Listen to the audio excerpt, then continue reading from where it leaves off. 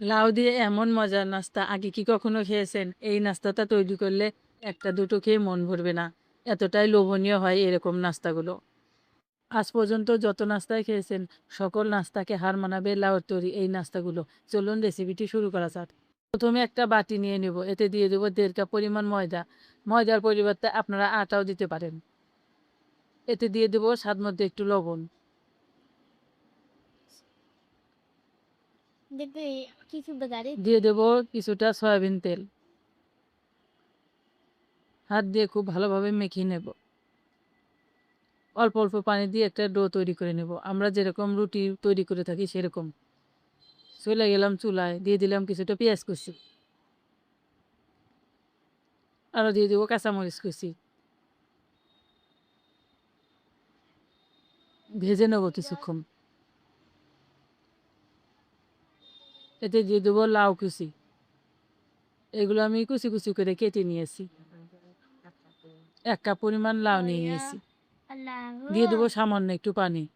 খুব বেশি পানি দেওয়ার প্রয়োজন নেই। দিয়ে দেবো সামান্য একটু আদা রসুন বাটা।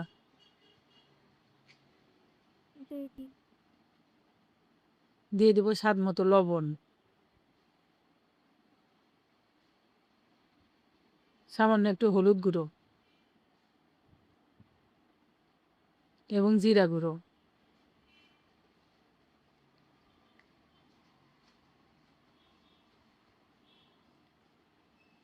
দিয়ে দেবো আরও কিছুটা পানি লাউটা খুব ভালোভাবে সিদ্ধ করার জন্য।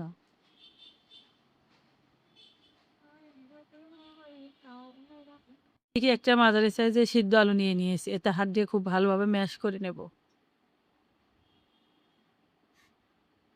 ম্যাশ করা শেষ। চলে এলাম চুলায়। এতে আমি আলু সিদ্ধটা অ্যাড করে দেব। এক নেড়ে চেড়ে লাউয়ের সঙ্গে মিশিয়ে নেব।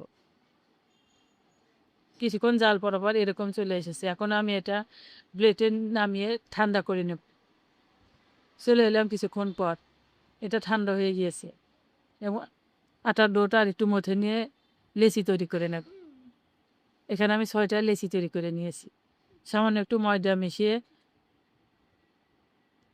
আমি একটু বেলে নেব। এরকম সাইজের বেলে নেব। মাঝখানে লাউয়ের পুরটা দিয়ে দেব এবং রোলের সাইজে ভাঁজ করে নেব। ভাঁজটা আপনারা একটু দেখেই বুঝে নেবেন।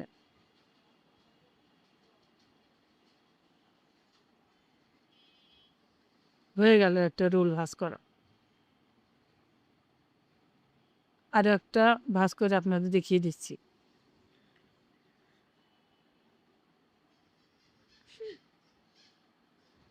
এটাও বেলে নেওয়া শেষ। দিয়ে দেবো মাঝখানে লাউয়ের পুর।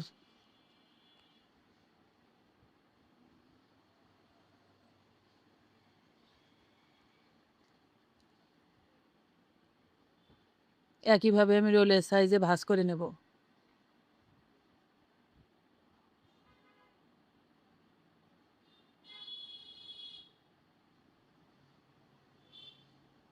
এখানে একটু সামান্য পানি দিয়ে দেব। এতে খুলে যাবে না। সবগুলো তৈরি করা শেষ। এখন আমি এগুলো ভেজে নেব। ফ্রাই প্যানে পর্যাপ্ত তেল দিয়েছি। তেলটা গরম হয়ে আসলে দিয়ে দেবো নাস্তাগুলো।